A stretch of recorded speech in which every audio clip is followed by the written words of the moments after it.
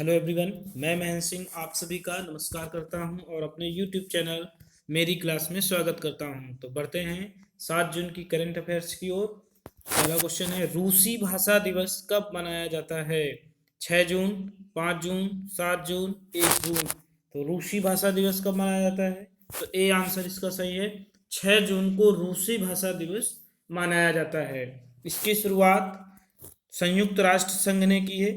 इसकी किसके द्वारा मनाया जाता है? तो ये यूएनओ, यूनाइटेड नेशन ऑर्गेनाइजेशन के द्वारा मनाया जाता है। इसकी शुरुआत 2010 में हुई थी। इसकी शुरुआत कब हुई थी? तो इसकी शुरुआत 2010 में हुई थी। और किसके द्वारा हुई? तो यूनेस्को के द्वारा इसकी शुरुआत हुई थी। किस संस्था के द्वारा? यूनेस्को के द्वारा इसकी शुरुआत हुई थी। आधुनिक रूसी साहित्य के जनक अलेक्सांद्र पुस्किन, क्या नाम था उनका? अलेक्सांद्र पुस्किन के जन्मदिवस पर रूसी भाषा दिवस मनाया जाता है। उनकी प्रसिद्ध कविता ओड टू लिबर्टी है। तो किसके जन्मदिवस पर यह मनाया जाता है? अलेक्सांद्र पुस्किन के जन्मदिवस पर रूसी भाषा दिवस मनाया जाता है। इनकी एक प्रसिद्ध रचना है, कविता है ओड टू लिबर्टी।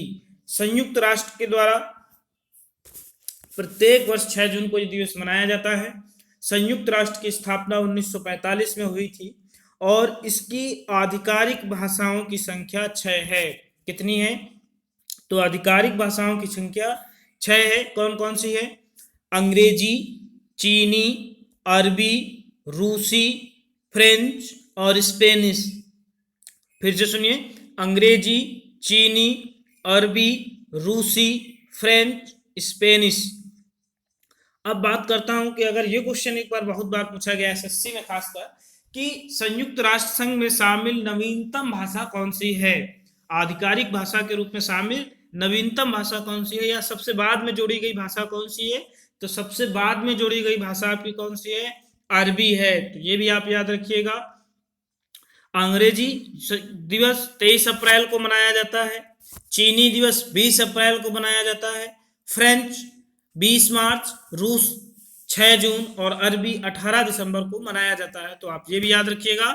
तो किसके जन्मदिवस पर होता है? ये अलेक्सांद्र पुस्किन के जन्मदिवस पर मनाया जाता है। ये आधुनिक रूसी साहित्य के जनक माने जाते हैं। इन्हीं का जन्मदिवस होता है और इनकी प्रसिद्ध पुस्तक कविता संग्रह ओड टू लिबर्टी है। तो आप याद रखिएगा। वीडियो लाइक करना ना भूलें, शेयर भी करें, अच्छी लगे तो कमेंट भी इस पर करें। अगला प्रश्न लेते हैं। एनटीसी के अनुसार जारी आंकड़ों में किस राज्य में सर्वाधिक बाघों की मृत्यु हुई है? एनटीसी, राष्ट्रीय बाघ संरक्षण प्राधिकरण ने हाल ही में एक आंकड़ा जारी किया है जिसमें भारतीय राज्य में बाघों की मृत्यु किस में सबसे ज्यादा हुई है, इसकी बात बताई गई है। तो सबसे ज्यादा बाघों की मृत्यु कहाँ हुई है? मध्य प्रदेश, महाराष्ट्र, कर्नाटक, उत्तर प्रदेश। तो सबसे ज्यादा कहां पर हुई है? तो मध्य प्रदेश में सबसे ज्यादा बाघों की मृत्यु हुई है। 8 वर्षों में 750 8 वर्षों में 750 बाघों की मृत्यु का सामने आंकड़ा आया है, जिसमें से 173 मध्य प्रदेश में दर्ज किए गए हैं जो सर्वाधिक है, जबकि सर्वाधिक बाघों की संख्या भी मध्य प्रदेश में पाई जाती है। इसे टाइगर स्टेट के नाम से भी जाना जाता है। दूसरे नंबर पर अगर कहीं पर मृत्यु हुई है तो वो आपका महाराष्ट्र है। दूसरे नंबर पर सर्वाधिक मृत्यु बाघों की कहां पर हुई? तो महाराष्ट्र में है। अब बात करते हैं कि सर्वाधिक बाघों की संख्या कहां पर है। तो सर्वाधिक बाघों वाला स्टेट आपका मध्य प्रदेश है और दूसरे नंबर पर आपका कर्नाटक है, जहां पर सर्वाधिक बाघों की संख्या है। मध्य प्रदेश के रीवा में सफेद टाइगर भी पाए जाते हैं। कर्नाटक का गिर राष्ट्रीय उद्यान, ये भी एशियाई शेरों के लिए प्रसिद्ध है। अगला पॉइंट ले लेते हैं। अगला प्रश्न है, आप मैप में पहले देख लीजिए मध्य प्रदेश को। इसे हृदय प्रदेश भी कहा जाता है। इसे क्या कहा जाता है? हृदय प्रदेश भी कहा जाता है मध्य प्रदेश को। मध्य प्रदेश की बात करें तो यहाँ के मुख्यमंत्री शिवराज सिंह चौहान है। मुख्यमंत्री कौन है? शिवराज सिंह चौहान है। और राज्यपाल लालजी टंडन हैं। यहाँ की राजधानी भोपाल है। भोपाल में ही भारत भवन स्थित है और जिसके डिजाइनर चार्ल्स कोरिया हैं। यहाँ का उच्च न्यायालय जबलपुर में स्थित है। तो आप मेरे साथ दोहराइए, जिन राज्यों का राजधानी में उच्च न्यायालय स्थित नहीं है, जैसे उत्तराखंड, उत्तराखंड का उच्च न्यायालय नैनीताल में स्थित है। उत्तर प्रदेश का प्रयागराज में स्थित है। छत्तीसगढ़ का बिलासपुर में स्थित है। मध्य प्रदेश का जबलपुर में स्थित है। राजस्थान का जोधपुर में स्थित है। मिजोरम का गुवाहाटी में स्थित है, या असम का गुवाहाटी में स्थित है। ठीक है, अगला प्रश्न लेते हैं। अगला प्रश्न है, वाहन मित्र योजना किस राज्य ने शुरू की है? वाहन मित्र योजना किस राज्य ने शुरू की है? इंपॉर्टेंट है। ए आंध्र प्रदेश, बी मध्य प्रदेश, सी उत्तर प्रदेश, डी छत्तीसगढ़। तो इसे आंध्र प्रदेश ने शुरू किया है। किसने शुरू किया है? आंध्र प्रदेश ने इसको शुरू किया है हाल ही में। तो आप ये याद रखिएगा, किसने शुरू किया है? आंध्र प्रदेश सरकार ने शुरू किया है। मूल रूप से यह परियोजना 2019 में शुरू हुई थी। कब शुरू हुई थी ये परियोजना? तो ये परियोजना 2019 में ही शुरू हो गई थी। इसके तहत ऑटो चालक, टैक्सी चालक को मदद देना है और 10,000 रुपये वार्षिक भत्ता दिया जाता है। तो एक प्रकार की एक मुफ्त योजना है जो ऑटो टैक्सी चालक को प्रदान किया जाएगा।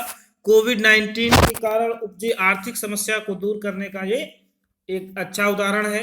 अगला प्रश्न लेते हैं। तो आंध्र प्रदेश इसका सही आंसर है। अगला प्रश्न है, खाद्य वन परियोजना किस राज्य में शुरू की गई है? बहुत इंपॉर्टेंट है। फूड फॉरेस्ट परियोजना किस राज्य में शुरू हुई है? केरल, कर्नाटक, तमिलनाडु, डी राजस्थान। तो ये परियोजना आपकी केरल राज्य में शुरू हुई है। ये केरल का पहला फूड फॉरेस्ट पलक्कड़ जिले में स्थापित किया जाएगा। किस जिले में? पलक्कड़ जिले में स्थापित होगा। ये आदिवासी क्षेत्रों से है। इसका लक्ष्य 192 आदिवासी गांवों को खाद्य सुरक्षा प्रदान करना है। क्या प्रदान करना है? खाद्य सुरक्षा प्रदान करना है। केरल की बात करें तो केरल के मुख्यमंत्री पिनराई विजयन है। कौन है? केरल को देख लीजिए आप मैप में। ये रहा आपका दक्षिण में केरल, इसके इस तरफ बंगाल की खाड़ी, पूरब की तरफ, पश्चिम की तरफ अरब सागर और नीचे हिंद महासागर इसके स्थित है। भारत में सबसे पहले मानसून, पश्चिमी मानसून केरल में ही आता है। केरल की राजधानी त्रिवेंद्रम है।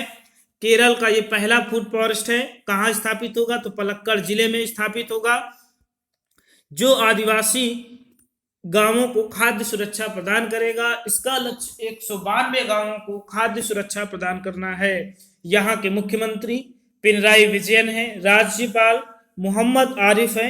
अब करंट की परियोजनाएं की बात करें तो हाल ही में कुछ परियोजनाएं केरल में शुरू हुई हैं, जैसे के फोन प्रोजेक्ट हाल ही में केरल ने शुरू किया है, जिसके तहत मुफ्त में इंटरनेट सेवा प्रदान करना है। तिरंगा पहल कर्नाटक में, केरल में ही शुरू हुई थी, जिसके तहत रैपिड स्क्रीनिंग करना था। कर्मी नामक बोट यहाँ पर शुरू किया गया था। एक प्रकार का ये रोबोट है जो कोविड-19 रोगियों की सेवा के लिए लगाया गया था। ब्रेक द चेन कार्टून अभियान भी यहीं पर शुरू हुआ। यहाँ के हाल ही की बात करें तो श्री आर्लेखा पहली महिला डीजीपी नियुक्त की गई हैं केरल की। यहाँ के मुख्य सचिव विश्वास मेहता बनाए गए हैं। विधानसभा की 140 सीटें, लोकसभा की 90 और राज्यसभा की 20 सीटें हैं। यहाँ पर विश्व का बेबी फ्रेंडली स्टेट का दर्जा केरल को प्राप्त है WHO और यूनिसेफ द्वारा। देश में इसकी पहली स्थिति है साक्षरता, education, social justice, health sector, स्त्री पुरुष समानता, शिशु मृत्यु दर सबसे कम है। शांत घाटी भी यहीं पर पाई जाती है, साइलेंट वैली, पेरियार और भरतपुझा नदी पाई जाती है यहाँ पर। तो ये कुछ याद रखिएगा। पेरियार अभ्यारण्य भी है यहाँ पर। तो ये केरल से संबंधित प्रमुख बातें थी। अगला प्रश्न है, रोमानिया में भारत का राजदूत किसे नियुक्त किया गया है? रोमानिया यूरोप में एक स्थित देश है। वहां पर पूछा गया कि भारत का राजदूत किसे नियुक्त किया गया है? Rahul Srivastava, CB George, Ravish Kumar, Brajendra Navneet. तो इसका ए आंसर सही है। राहुल श्रीवास्तव को रोमानिया में भारत का राजदूत नियुक्त किया गया है। रोमानिया की राजधानी बुखारेस्ट है। ये यहाँ का सबसे बड़ा शहर है और यहाँ की मुद्रा रोमानियाई लियू है। क्या है? रोमानियाई लियू यहाँ की मुद्रा है, याद रखिएगा, रोमानियाई लियू यहाँ की मुद्रा है। सोने के संसाधनों की बात करें तो विश्व यूरोप का सबसे अमीर देश है। गोल्ड के मामले में, संसाधनों के मामले में यह यूरोप का सबसे अमीर देश है और दुनिया की सबसे बड़ी संसद की इमारत रोमानिया में ही स्थित है। कहाँ पर है? तो रोमानिया में ही स्थित है। रोमानिया को मैप में देख लीजिए, ये रहा आपका रोमानिया, यूरोप के दक्षिण पूर्व में स्थित है। कहाँ पर है? तो यूरोप के दक्षिण पूर्व में स्थित है। ये थोड़ा सा बड़ा, ये देखिए आप, ये कहाँ पर है?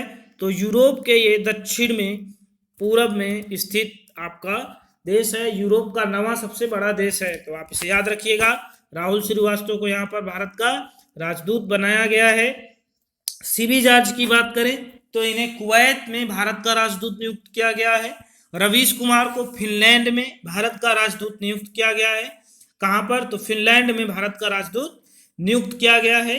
ब्रजेंद्र नवनीत को विश्व व्यापार संगठन WTO में भारत का राजदूत और स्थायी प्रतिनिधि नियुक्त किया गया है। अगला प्रश्न लेते हैं, किस कंपनी ने या इस कंपनी ने मानुषी छिल्लर को अपना ब्रांड एम्बेसडर नियुक्त किया है? मानुषी छिल्लर पूर्व मिस यूनिवर्स मिस रही हैं। इन्हें एडिडास, प्यूमा, नाइक, रीबॉक किस कंपनी ने अपना ब्रांड एम्बेसडर चुना है? तो इन्हें एडिडास ने अपना ब्रांड एम्बेसडर चुन लिया है। एडिडास जर्मनी की कंपनी है जो खेल का सामान व कपड़े बनाती है। प्यूमा जो कंपनी है वो इनकी भाई की कंपनी थी। एडिडास की स्थापना 1948 में एडी डासलर द्वारा की गई थी। किसके द्वारा? 1948 में एडी डासलर द्वारा की गई थी। इसका मुख्यालय हरजोनाउरच, जर्मनी का एक शहर है, हरजोनाउराच में स्थित है। प्यूमा इनके भाई की ही ब्रांड कंपनी है, ये भी खेल से संबंधित और सामान बनाती है। अगला है, सीड्स एनजीओ को नो टोबैको डे अवार्ड से सम्मानित किया गया है। तो इसे किस संस्था ने सम्मान दिया है? WTO, WHO, UNESCO, UNICEF. तो इसे वर्ल्ड हेल्थ ऑर्गेनाइजेशन के द्वारा सम्मानित किया गया है। सीड्स का पूरा नाम है social economic and education development society. सामाजिक, आर्थिक और शैक्षणिक विकास संस्थान WHO ने इसे सम्मानित किया है। यह दिल्ली स्थित एक NGO है, नॉन गवर्नमेंट ऑर्गेनाइजेशन, गैर सरकारी संस्थान है, जिसने बिहार, झारखंड में पान मसाला, गुटखा, ई सिगरेट, हुक्का बार पर प्रतिबंध लगाने का अद्भुत प्रयास किया था, जिसकी सराहना WHO ने की और इसे सम्मानित किया है। WHO की बात करें तो इसकी स्थापना 7 अप्रैल 1948 को हुई थी। इसका मुख्यालय जिनेवा में है। इसके वर्तमान अध्यक्ष टेड्रोस अधानोम हैं। एक बहुत इंपॉर्टेंट है, WHO से उपाध्यक्ष सौम्या स्वामीनाथन इसकी उपाध्यक्ष हैं। इसमें 194 सदस्य हैं WHO में। अगला प्रश्न लेते हैं, थैंक्स मॉम नामक वृक्षारोपण अभियान किस सरकार ने शुरू किया है? ये भी इंपॉर्टेंट है। मध्य प्रदेश सरकार, राजस्थान सरकार, झारखंड और छत्तीसगढ़। तो मध्य प्रदेश सरकार ने थैंक्स मॉम नामक वृक्षारोपण अभियान शुरू किया है। इस योजना में क्या है?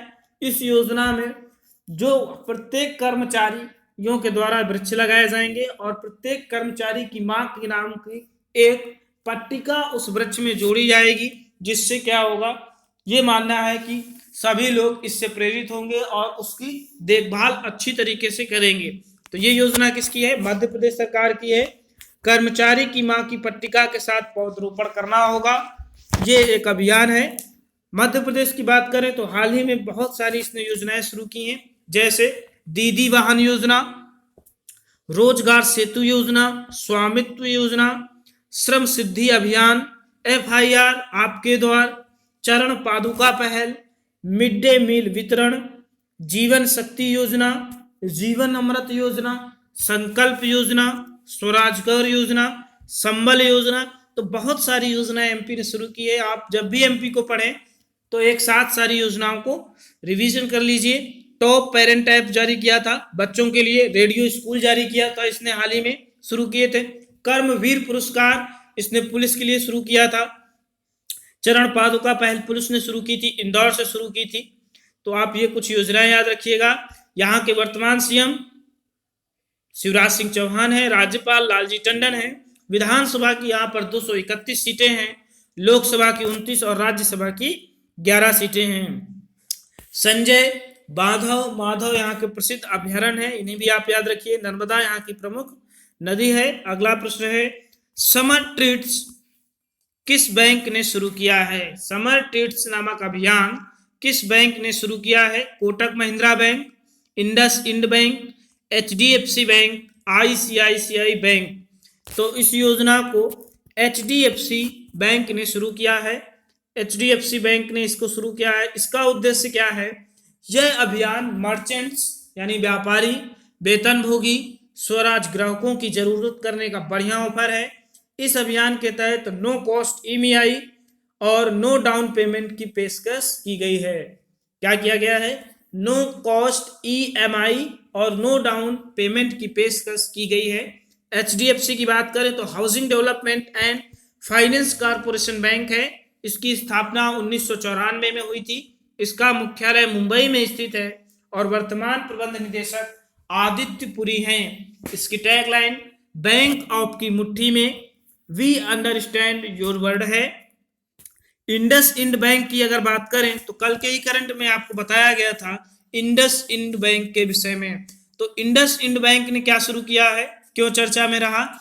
तो इंडस इंड बैंक की बात करें या आप कमेंट बॉक्स पर भी बता सकते हैं कि इंडस इंड बैंक ने क्या था। तो इंडस इंड बैंक मोबाइल पर चालू बैंक खाता शुरू करने वाला भारत का पहला बैंक बना है। मोबाइल पर चालू बैंक खाता खोलने वाला पहला बैंक बन गया है, इसे आप याद रखिएगा। इसकी टैगलाइन आप कमेंट करिए। कल के वीडियो में ही, कल या परसों के वीडियो में ही आपको बताई गई थी। कोटक महिंद्रा वीडियो के माध्यम से KYC कंप्लीट करने वाला पहला बैंक था। ICICI बैंक की बात करें तो यह भारत का सर्वाधिक कर्मचारियों वाला बैंक है, जबकि सर्वाधिक शाखाओं वाला बैंक SBI है। तो ये याद रखिएगा। अगला प्रश्न लेते हैं, समर ट्रीट्स अभियान किसने शुरू किया था? तो HDFC बैंक ने शुरू किया था। अगला प्रश्न है, safe online learning in the times of COVID-19 e-books किसने लॉन्च किया है? रमेश पोखरियाल निशंक, हरदीप पुरी, हर्षवर्धन सिंह, प्रकाश जावड़ेकर। तो इसे मानव संसाधन एवं विकास मंत्री रमेश पोखरियाल निशंक ने शुरू किया है, जिसमें इनकी मदद AICTE, all India council of technical education and NCERT ने किया है। तो आप ये भी याद रखिएगा किसके सहयोग से? तो AICTE और NCTE की मदद से ये कार्य बुक लॉन्च की गई है, जिसके तहत बच्चों को, शिक्षकों को इंटरनेट के माध्यम से बेहतर तरीके से एजुकेशन को सीखना है, सिखाना है और उसको सेफ इंटरनेट चलाने में मदद करना है। हरदीप पुरी की बात करें तो ये शहरी एवं आवास मंत्रालय के मंत्री हैं। हर्षवर्धन स्वास्थ्य केंद्रीय पृथ्वी विज्ञान मंत्री इन्हीं के पास है। आपको प्रकाश जावड़ेकर का बताना है कि प्रकाश जावड़ेकर किससे संबंधित हैं। इनका कमेंट बॉक्स पर आप मंत्रालय लिखिए। अगला प्रश्न है, ये लोगो जारी किया गया है, देख लीजिए, स्टे सेफ गो ऑनलाइन, सुरक्षित रहिए और गो ऑनलाइन, ऑनलाइन जाइए, join hands to sanitize stakeholders on cyber safety. ये इस लोगो है, इस पुस्तक का कवर प्रिंट है, आप इसे देख लीजिए। अगला प्रश्न है, देहिंग पटकाई वन्यजीव अभ्यारण्य किस राज्य में स्थित है? देहिंग पटकाई वन्यजीव अभ्यारण्य किस राज्य में स्थित है? असम, अरुणाचल प्रदेश, त्रिपुरा, डी मिजोरम। तो ये असम में स्थित है। हाल ही में ये चर्चा में रहा क्योंकि यहाँ पर एक PIL पब्लिक इंटरेस्ट लिटिगेशन, जिसे हम लोग याचिका कहते हैं, जनहित याचिका, PIL पब्लिक इंटरेस्ट लिटिगेशन, जनहित याचिका दायर की गई थी कि यहाँ पर कोयले का खनन हो रहा है।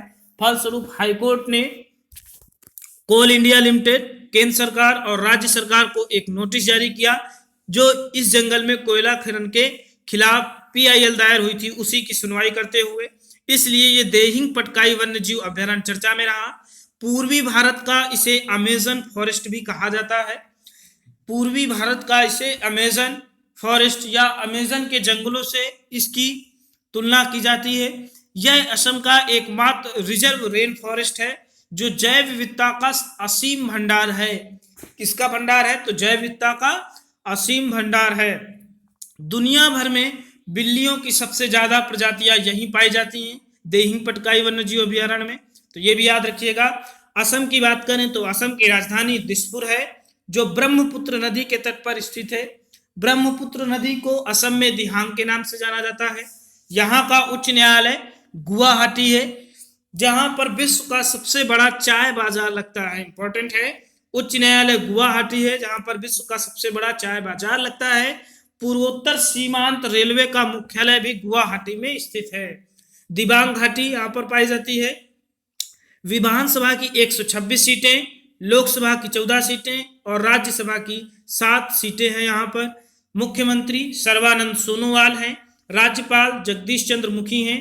गोपीनाथ बारदोली अंतरराष्ट्रीय हवाई अड्डा यहाँ पर स्थित है। सीएम सर्बानंद सोनोवाल, राज्यपाल जगदीश चंद्र मुखी, गोपीनाथ बारदोली अंतरराष्ट्रीय हवाई अड्डा यहाँ पर स्थित है। ये भी आप याद रखिएगा। गुवाहाटी पूर्वोत्तर सीमांत रेलवे का मुख्यालय भी है। तो अगला प्रश्न लेते हैं। अगला प्रश्न है, हाल ही में अंबरनाया नदी पर डीजल रिसाव हुआ जिस कारण इस नदी का रंग लाल हो गया है। यह नदी किस देश में स्थित है? ए रूस, बी चीन, सी फ्रांस। तो ये रूस में स्थित एक नदी है। रूस के नारिल्स्क शहर के बाहरी इलाके में ऊर्जा संयंत्र स्थापित था जिससे 20,000 टन डीजल का रिसाव हुआ। फलस्वरूप इस नदी का रंग लाल पड़ गया है। यह नदी आगे चलकर कारा सागर में गिरती है। ये भी याद रखिएगा। किस सागर में गिरती है? कारा सागर में गिरती है। फलस्वरूप बहुत सारी मछलियां और जीव जंतु इससे प्रभावित होंगे।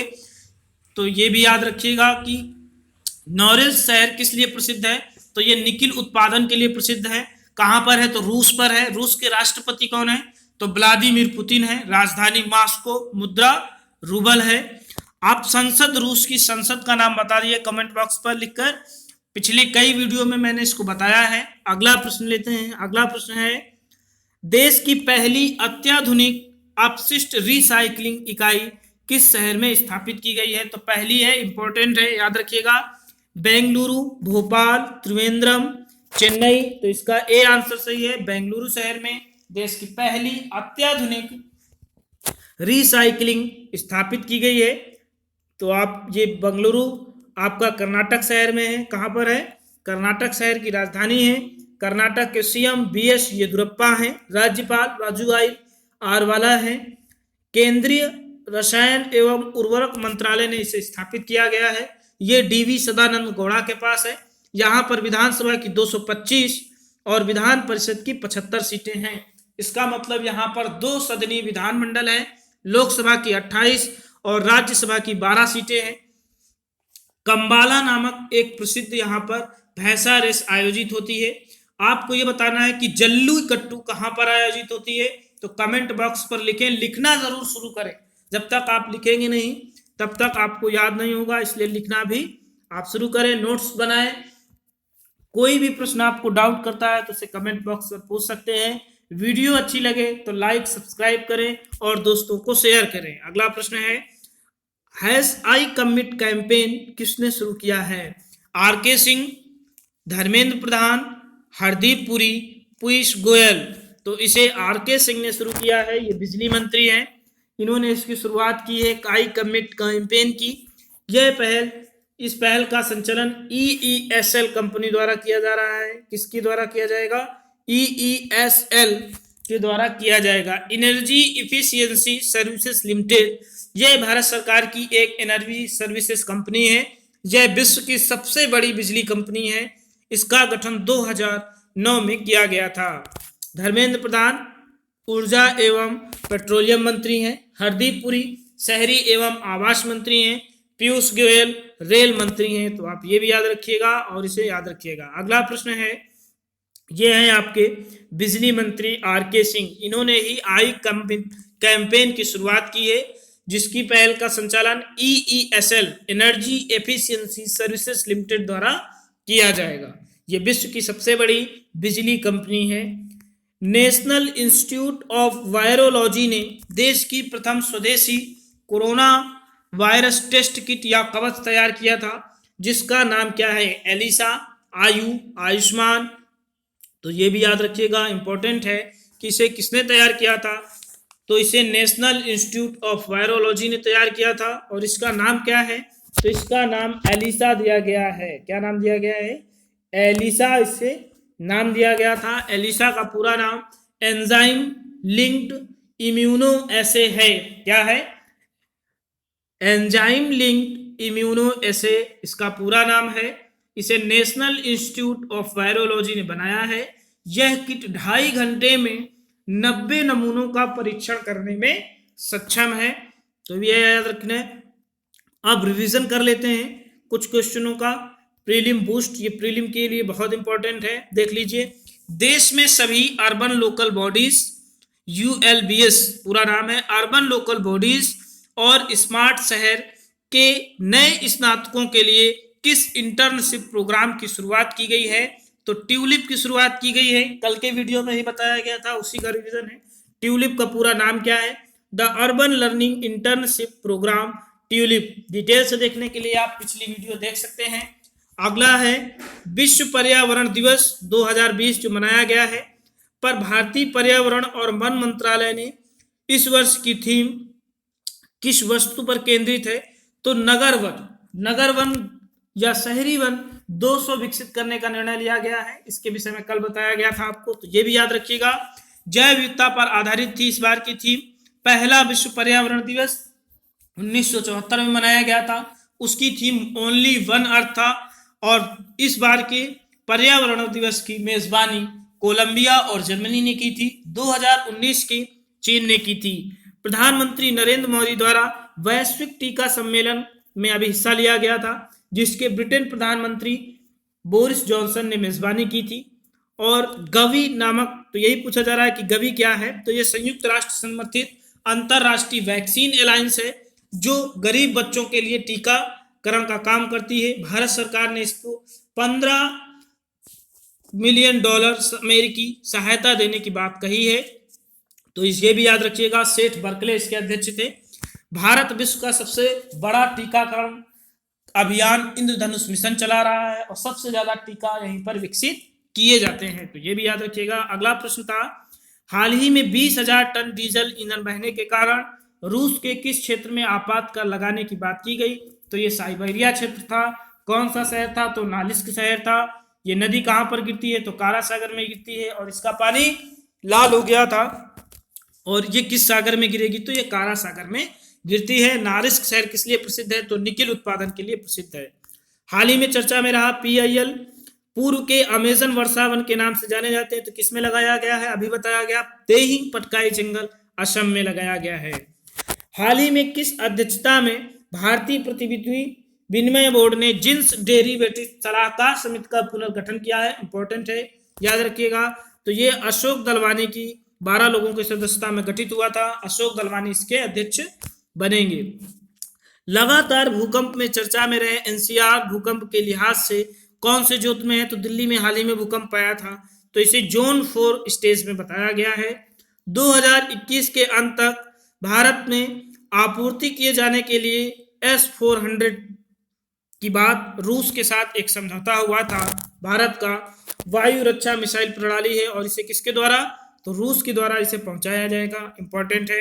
अगला है, देश में गोद लेने की सीमा बढ़ाने से चर्चा में रहे किस नियामक संस्थान के द्वारा भारत में अभिभावकों द्वारा बच्चों को गोद लेने का विनियम काम शुरू किया गया है? तो केंद्रीय दत्तक संस्थान प्राधिकरण द्वारा। इसे कारा के नाम से भी जाना जाता है। इसके द्वारा कारा के नाम से इसे भी जाना जाता है। हाल ही में धर्मेंद्र प्रधान द्वारा वैश्विक ऊर्जा स्थिरता के संबंध में ओपेक में चर्चा में रहा, ओपेक से बातचीत की गई। ओपेक का मुख्यालय कहाँ है? तो ऑयल पेट्रोलियम एक्सपोर्टिंग कंट्रीज का एक संगठन है। इसकी स्थापना 1960 में हुई थी और इसका मुख्यालय वियना ऑस्ट्रिया में स्थित है। तो आप ये भी याद रखिएगा। अगला है, भारत नेवी द्वारा 6 अनुसूचियों को अपनाए जाने से चर्चा में रहे मार्पोल रेगुलेशन किससे संबंधित है? तो यह समुद्री जहाजों से प्रदूषण की रोकथाम है, अंतरराष्ट्रीय कन्वर्सेशन से संबंधित है। हाल ही में किस वैश्विक कंपनी ने के सीईओ ने नस्लवाद के खिलाफ लड़ाई, ये नस्लवाद के खिलाफ लड़ाई, अफ्रीकी अश्वेत लड़ाई कहां पर है? तो फ्लाइट की मृत्यु के कारण ये हाल ही में अमेरिका में शुरू हुई है, जिसके लिए एंटीफा नामक संगठन को आतंकवादी संगठन घोषित किया गया है। इसके लिए गूगल के सीईओ सुंदर पिचई ने $3.7 करोड़ सहयोग देने की बात कही है। तो वीडियो देखने के लिए आप सभी लोगों का धन्यवाद। वीडियो अच्छी लगे तो लाइक और सब्सक्राइब करना ना भूलें।